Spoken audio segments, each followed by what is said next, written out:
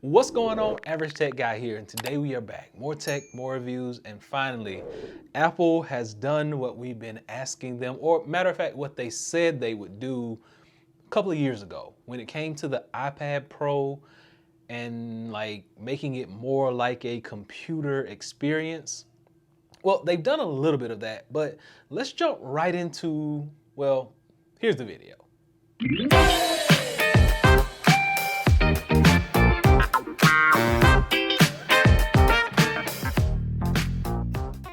All right, so iOS 16, that's a big number because we've been a long way with operating systems with the iPad and the iPhone, but we're finally on number 16. And with number 16, we got a lot of new features. I'm not here to talk about all those, but the main thing that I'm gonna focus on today is going to be their new feature called Stage Manager. Yeah, Stage Manager is one of those things that Apple has been telling us they were going to give us for the past year or so, and it never arrived. But now it's finally here. So let's see what we think about it. Now, when you're getting into Stage Manager, the first thing you are going to want to think about is how do you activate it? Because if you notice in the actual demonstration, Craig said you had to activate this. So what you're going to do is just pull down from the side up here, and this last little icon down here is Stage Manager, and we're gonna turn it on. But if you hold it down, it actually says right here, turn off Stage Manager. So that Stage Manager, that's on. That is what is going to give you the ability to have those floating widgets and things like that. So once you actually get Stage Manager turned on, all you got to do is start with an application. So we're gonna just choose Safari, and Safari is going to open up, it's going to start up, and then we're going to just be able to do our normal scrolling, things of that nature. But if you want to activate those different floating applications or those floating windows, you're just going to come down here to the bottom right hand corner where the little icon is, and you can actually just scroll that and screen that in and make it smaller. You can even make it a little bit bigger if you want to, however you like. So that's one good aspect of this. Now, the thing about this is they said you can have multiple windows open within this. So how do you open those multiple windows? First thing you got to do is come up and click on those three little dots, and if you want to add a window, it's in the beta mode and it's going to say not available yet. But that's where you're going to add the windows, the multiple windows. Now if you want to just take and get rid of that one, leaving this, and then let's try up here, click on it. Okay, now it's going to give us, and we'll open up, there we go. Now let's see if we can do it again. Boom, add, not available yet. So in the beta, it's letting us do 2 right now, but I think he said up to 6 or 8. I'm not 100% sure, but it can let us do 2 right now. So we got that option. We have that capability. Now, if you want to swap between these, basically it's just as simple as clicking on the one that is behind the other one, and it brings it to the forefront.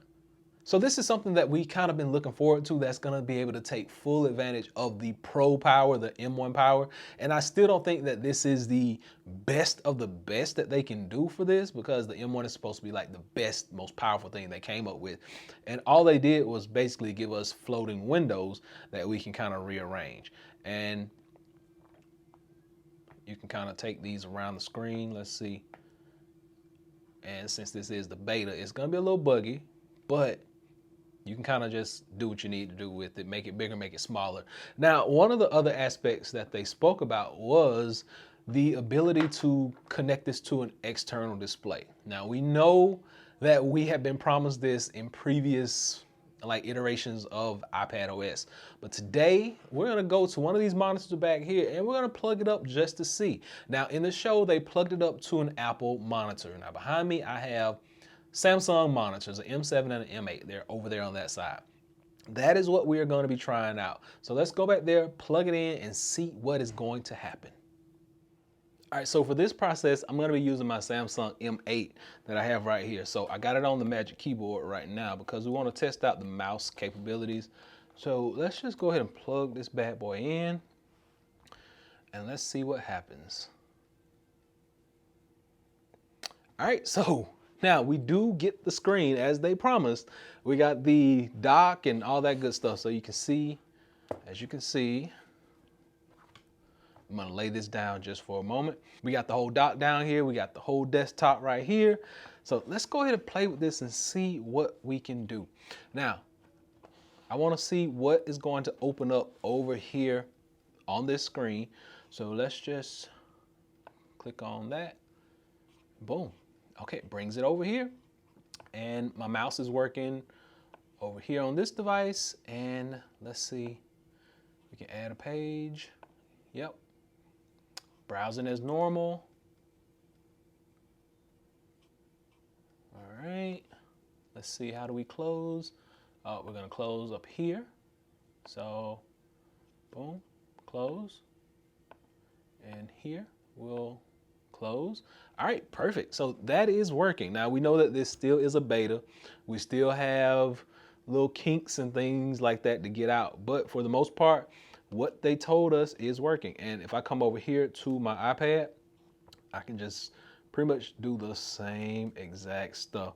Like I'm gonna swipe up and take this home. If I wanna go into pages, and let's say can I drag this up yet? Nope.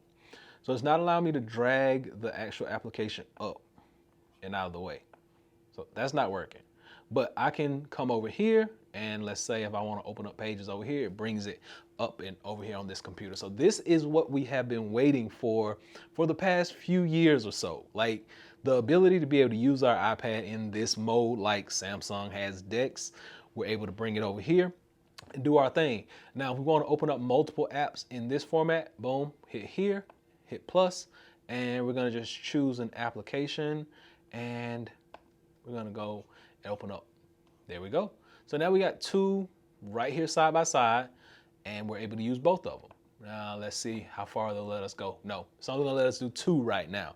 But we do get the picture. We know that it's gonna be working, and we are ready for the full experience with this, because I think it's gonna be a game changer in how people use their workflow and things of that nature.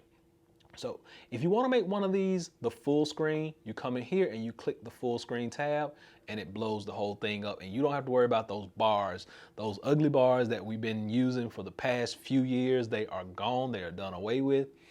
That's what we wanted. Now, one of the other things that I really liked about this whole setup, and I'll show you right now, is that let's say you are in your photos. We're gonna just click on photos, and we got notes already open right here. So I'm gonna bring notes to the forefront, and I'm gonna start a new note. And since we got a new note right here, I'm gonna go back to photos, and let's say you want to bring a photo. Let's see if we can do it. Bring it over into this document. Boom, and it comes over. Like I like that whole vibe. The fact that I can just kind of go between the applications now with photos and things like that. So it's well overdue, but we appreciate what they've done. And normally Apple sits back and they watch everybody else and they say, hey, how can we do this better? How can we do this bigger? And they perfect it. And this is what is going on with iPadOS 16. So hopefully this is going to give you a little bit of introspective of what this is going to do. If you want to know more specific things about this, I'm going to be using it all week. So just drop a comment down below and let me know exactly what you want to know about. I'm going to try to put together some specific videos just so we can hit it like boom, boom, boom, instead of just doing one whole big overview where you forget and everything kind of gets jumbled up. So this will be like a little series of iPadOS 16 videos since I actually have this beta ready to go. But just let me know down below in the comment section what you want to see, what you want to know, and I'll do my best to get those questions answered. So hopefully this has been able to help someone out. And until next time, be sure and give me that big thumbs up. Please subscribe. Average Tech Guy out. Peace.